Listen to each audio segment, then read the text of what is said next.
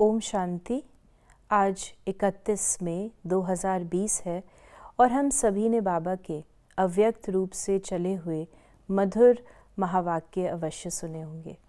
आज की मुरली का रिवाइज डेट है 18 जनवरी 1986 और आज की मुरली के कुछ ज्ञान के पॉइंट्स का हम और अधिक क्लैरिफिकेशन लेंगे आदरणीय आशा दीदी से।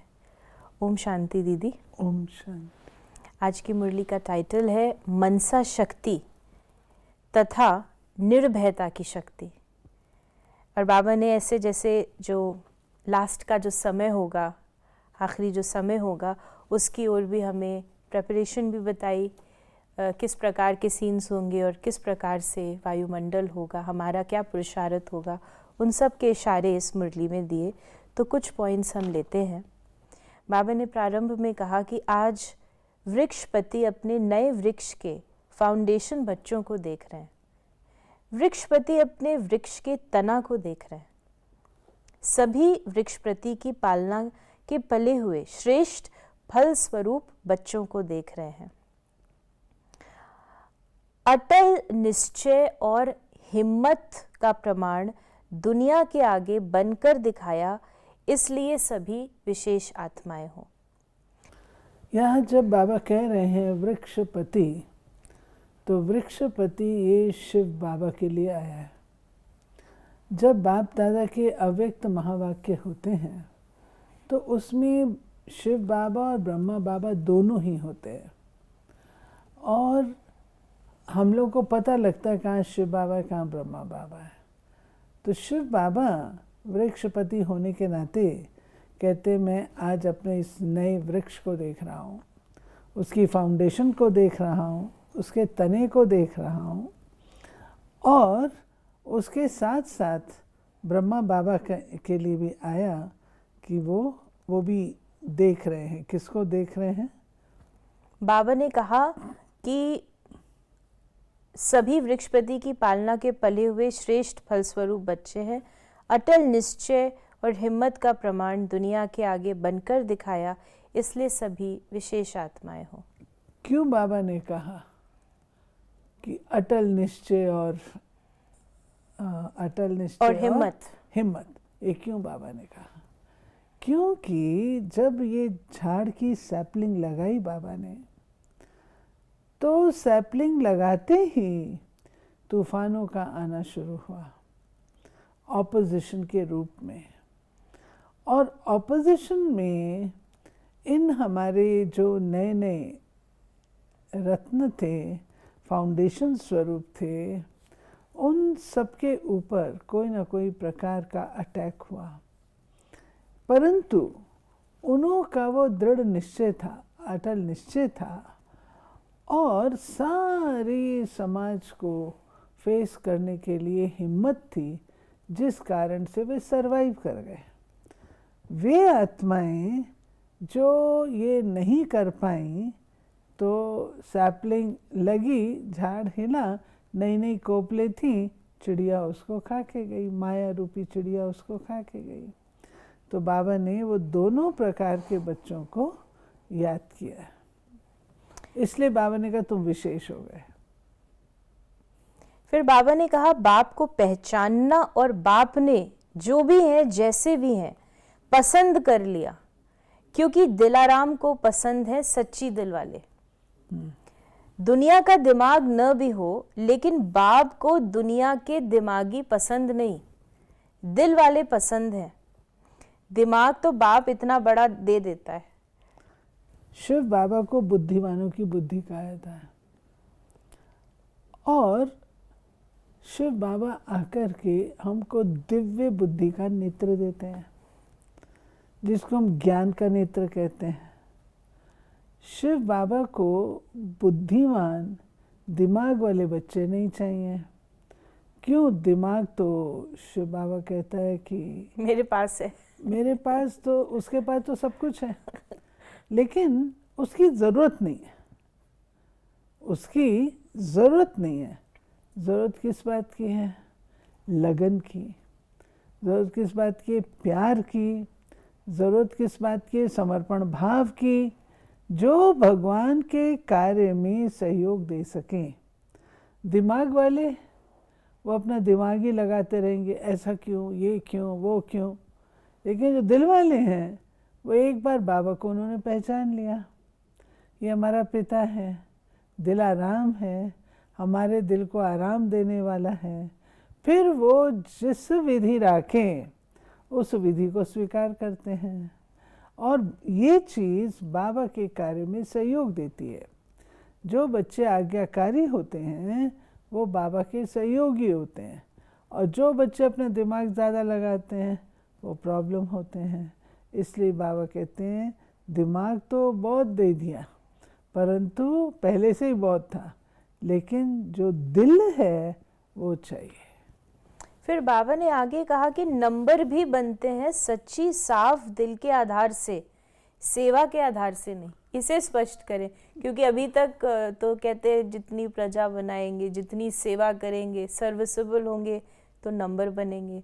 और आज बाबा ने कहा कि नंबर बनते हैं सच्ची साफ दिल से, सेवा के आधार से नंबर नहीं बनते। बाबा ने कोई नई बात नहीं कही है।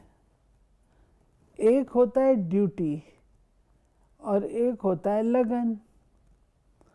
आप ड्यूटी करते हैं तो आपको उस ड्यूटी का जो रेम्यूनरेशन है वो आपको मिल जाता है, लेकिन जो आप लगन से करेंगे, दिल से करेंगे, भावना से करेंगे, श्रद्धा से करेंगे, उसका रिटर्न क्या मिलेगा? उसका रिटर्न रेम्यूनरेशन के रूप से नहीं आएगा, आपको थोड़ा पैसे मिल गए उससे नहीं आएगा, उसका रिटर्न तो ज़बरदस्त है। तो बाबा कहते हैं इसमें मुझे चाहिए सेवा के क्षेत्र में सच्चे और साफ बच्चे।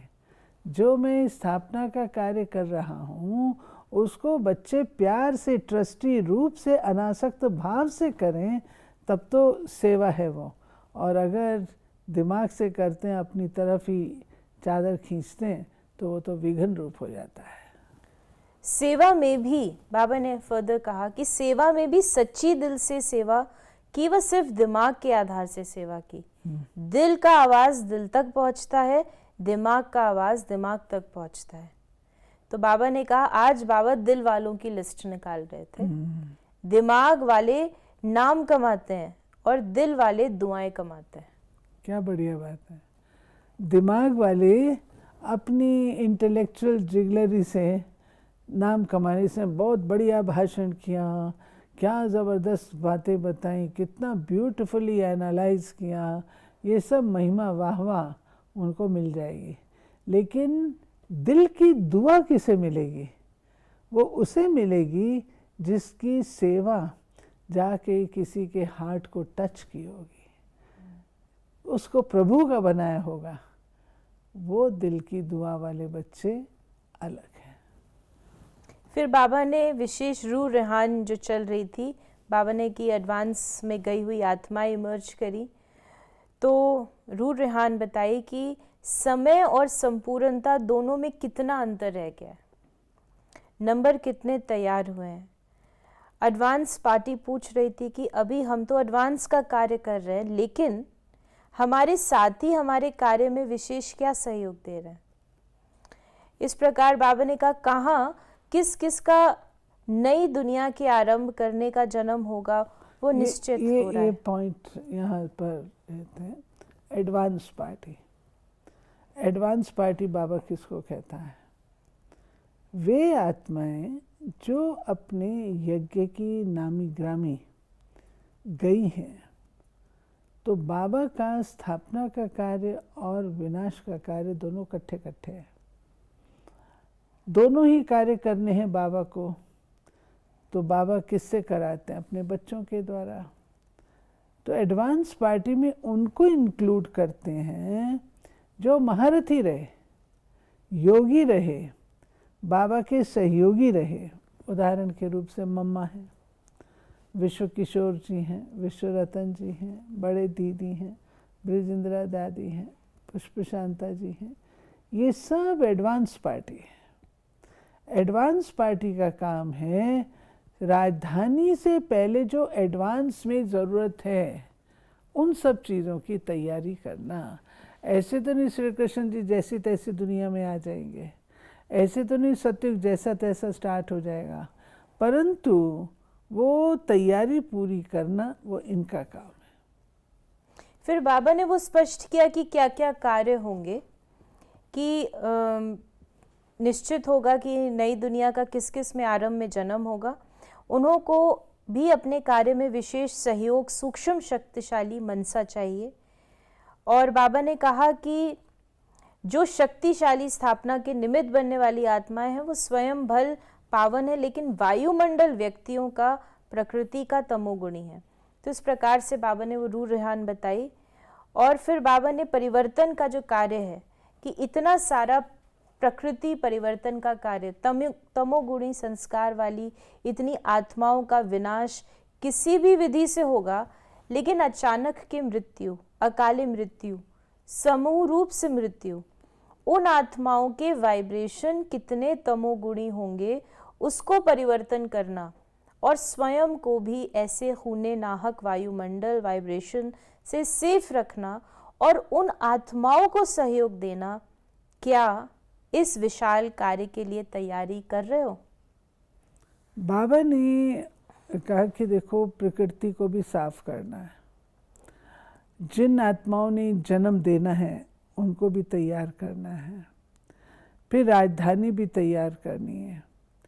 तो इन सब कामों में, इन सब सेवाओं में सहयोग चाहिए। अकेले एडवांस पार्टी वाले तो नहीं करेंगे।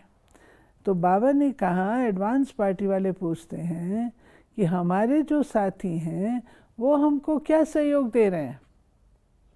एडवांस पार्टी इंतज़ार कर रही है कि कब पर्दा खुले, और जो सच्चाई के एक्टर्स हैं, जो हम और आप हैं, हम कहाँ तक तैयार हैं, ये सहयोग हमको देना है। जब हम तैयार होंगे तो उनका वो कार्य सहज होगा, क्योंकि वो अपने रीति से सबको तैयार करके बैठे हैं। फिर बाबा ने कहा कि अपनी सेफ्टी के लिए भी मनसा शक्ति साधन बनेगी। मनसा शक्ति द्वारा ही स्वयं की अंत सुहानी बनाने के निमित्त बन सकेंगे। जो बात है निमित्त बनने की, वो बाबा ने कही हम बच्चों को कि जिम्मेवारी जो है वो आपको अभी समझनी पड़ेगी, और अपनी जिम्मेवारी समझ करके उस कार्य को निभाना पड़ेगा, क्योंकि आपको निमित्त बनना है। ये भी ड्रामा में नष्टो मुहा बनने की विधि नूंधी हुई थी, जो बाबा ने एडवांस दीदी के साथ, दीदी और विश्व किशोर दादाजी के साथ भी जो बताया कि जो बहुत काल के सहयोगी बच्चे रहे, एक बाप दूसरा न कोई, इस मेन सब्जेक्ट में पास रहे हैं। मेन सब्जेक्ट बाबा ने बताया कि एक बाप दूसरा न कोई। ऐसे एक अनुभव करने वालों को बाप विशेष एक ऐसे समय सहयोग जरूर देता है। कई सोचते हैं कि क्या ये सब कर्मातीत हो गए? नहीं, बाबा के पास आज सारी एडवांस पार्टी इकट्ठी हुई है, 18 जनवरी है, और सारी एडवांस पार्टी इकट्ठी हुई, तो आपस में उनकी रूहान चल रही है। हर एक का अपना अपना उसमें दृढ़ संकल्प है। जैसे दादा विश्व किशोर के लिए कहा अटल निश्चय। दूसरा, एक बाप दूसरा न कोई, ये जो कही गई बात, ये इन सब एडवांस पार्टी का जैसे एक व्रत था। अगर हम एक एक का देखें इतिहास, तो इन सब का एक व्रत था। चाहे मम्मा थी, मम्मा को बाबा के सिवाय और कोई दिखता ही नहीं था। दादा विश्व किशोर थे, बाबा के सिवाय और कोई उनके लिए था ही नहीं। बड़े दीदी थे, दीदी मनमोहिनी, सिर्फ शिव बाबा के सिवाय और कोई नहीं था। ब्रिज इंदिरा दादी, सबका हम लोगों ने देखा हुआ प्रैक्टिकल लाइफ में कि बाबा ही हमारा संसार है, बाबा ही सब कुछ है। इस एक बात ने, जो बाबा ने कही ये मेन बात है इनकी, इस एक मेन बात ने कई प्रकार का परिवर्तन लाया। वो फोर्स था, ताकत थी, जिससे जो है आगे की कारोबार चली। और फिर बाबा ने कहा कि जो कहते हैं क्या यही उनकी कर्मातीत स्थिति थी, इस पे बाबा ने कहा कि कई सोचते हैं कि क्या ये सब कर्मातीत होके गए, यही कर्मातीत स्थिति है। लेकिन ऐसे आदि से सहयोगी बच्चों को एक्स्ट्रा सहयोग मिलता है, इसलिए कुछ अपनी मेहनत कम भी दिखाई देती हो, लेकिन बाप की मदद उस समय अंत में एक्स्ट्रा मार्क्स दे पास विद ऑनर बना ही देती है। कर्मातीत स्थिति जो है ना, बाबा ने इन सब आत्माओं को वतन में रख करके इनको कर्मातीत बनाया, क्योंकि इनके जो जन्म हुए हैं वो हिसाब किताब के कारण से नहीं। इन सबके जो जन्म हुए हैं वो हुए हैं अकर्मी, सेवा के निमित्त कर इनके जन्म हुए हैं। इन सबके हिसाब किताब बाबा ने चुकतू कर दिए वतन में, एक्स्ट्रा मदद दे करके, एक्स्ट्रा सहयोग से बाबा ने फिनिश किए। अब ये लोग सब सेवा के निमित्त हैं। जहाँ कहीं जन्म लिया वो सेवा के निमित्त लिया है। तो बाबा ने कहा लेकिन ये सहयोग का रिटर्न है, जैसे कहावत है ना, आई विल में काम आता है। तो जो दिल से सहयोगी रहे हैं उन्हों को ऐसे समय पर एक्स्ट्रा मार्क्स रिटर्न के रूप में प्राप्त होती है। फिर बाबा ने कहा कि जो आने वाला जो समय है, एक तरफ प्रत्यक्षता का नगाड़ा जल्दी सृष्टि पर बजता हुआ सुनेंगे, चारों ओर से एक ही नगाड़ा एक ही साज में बजेगा, मिल गया आ गया। अभी तो बहुत काम पड़ा है, अभी तो वाणी द्वारा बदलने का कार्य चल रहा है। अभी वृत्ति द्वारा वृत्तियां बदलें, संकल्प द्वारा संकल्प बदल जाएं। जिसको बाबा ने आगे स्पष्ट किया कि वह जब इस सेवा में बिजी रहेंगे तो स्वतः ही वायुमंडल ऐसा बनेगा जो अपनी कमजोरियां स्वयं को ही स्पष्ट अनुभव होंगी और वायुमंडल के कारण स्वयं ही शर्मसार हो परिवर्तन हो जाएंगे, कहना नहीं पड़ेगा। ये दो बातें आ गई इसमें। एक है जो बाबा ने शुरू में कहा, संकल्प से संकल्प का परिवर्तन, वृत्ति से वृत्ति का परिवर्तन। तो बाबा ने कहा कि सामने कोई आत्मा आएगी, आपकी जो वृत्ति है वो इतनी पावरफुल हो, आपके सामने कोई आत्मा किस भी वृत्ति से आए, लेकिन आपकी जो सतो प्रधान श्रेष्ठ कल्याणकारी वृत्ति वो उसकी वृत्ति को बदल दे। हमने एग्जाम्पल देखा, ब्रह्मा बाबा को मारने के लिए आया तो मारने के लिए था, परंतु बाबा ने जब कहा आओ बच्चे, बाबा की वो जो बाप की वृत्ति थी जो उसको टच कर गई और वो सोचने लगा कि मैं किस भाव से आया था और क्या मेरे को मिल रहा है, वृत्ति परिवर्तन हुआ। मम्मा का मिसाल है, मम्मा को सवाल जवाब करने, मम्मा से लड़ाई लड़ने के लिए आए लोग, लेकिन मम्मा ने जब उनको अपनी दैवी वृत्ति के आधार से मम्मा ने जब उनको दृष्टि दी, वो सब कुछ भूल गए और आके नीचे क्या बोले, इनकी मम्मा तो बहुत अच्छी, यही लोग खराब है। तो उनकी वृत्ति बदल दी ना मम्मा ने। ये सेवा हमें करनी है, संकल्प बदल जाए। बाबा के सामने बच्चे जाते थे, अव्यक्त रूप से भी जाते थे, किस संकल्प से जाते थे, बाबा सामने जाते थे बिल्कुल बदल जाते थे, बड़ी दादियों के सामने जाते थे बदल जाते थे। ऐसे बाबा कहता है कि तुम बच्चों को भी ये पार्ट प्ले करना है, अपनी वृत्ति अपनी मनसा को इतना स्ट्रांग बनाना है जो कि आने वाला व्यक्ति जो सामने है उसकी वृत्ति और मनसा परिवर्तित हो जाए। और फिर बाबा ने कहा कि ऐसी भी आत्माएं आएंगी जिनमें इतनी कमजोरी होगी, परंतु आपके स्वरूप को देख करके शर्मसार हो जाएंगी कि ये क्या और मैं क्या। आज की मुरली में वरदान है, अनुभवों के गुहता की प्रयोगशाला में रह, नई रिसर्च करने वाले अंतर्मुखी भव। जब स्वयं में पहले सर्व अनुभव प्रत्यक्ष होंगे तब प्रत्यक्षता होगी। इसलिए इसके लिए अंतर्मुखी बन याद की यात्रा व हर प्राप्ति की गुहता में जाकर रिसर्च करो। संकल्प धारण करो और फिर उसका परिणाम व सिद्धि देखो कि जो संकल्प किया वो सिद्ध हुआ या नहीं। ऐसे अनुभवों के गुहिता की प्रयोगशाला में रहो जो महसूस हो कि ये सब कोई विशेष लगन में मगन इस संसार से उपराम है। कर्म करते योग की पावरफुल स्टेज में रहने का अभ्यास बढ़ाओ। जैसे वाणी में आने का अभ्यास है, ऐसे रूहानियत में रहने का अभ्यास डालो। बाबा कहते हैं बच्चे तुम्हारी दुनिया ही दूसरी होनी चाहिए, इस दुनिया में तुम्हारे पाँव ही नहीं चाहिए, क्योंकि तुम्हारे पास कितना बड़ा काम है। जब तुम उस दुनिया में एकाग्रता से बैठ करके सारा काम करोगे तब तो कुछ होगा। इसी दुनिया में अगर तुम्हारी आसक्ति रहेगी तो वो कार्य तो नहीं हो सकता। इसलिए अपने आप को बियॉन्ड करो और कर्म करते हुए भी उसी स्मृतियों में रहो, योग युक्त स्थिति में रहो, जिससे कि ये काम हो। और जितना वाणी में आना है उसी प्रकार हमारी रूहानियत में रहने का। रूहानियत बाबा जो कहते हैं, इसके ऊपर हमारा ध्यान जाना चाहिए।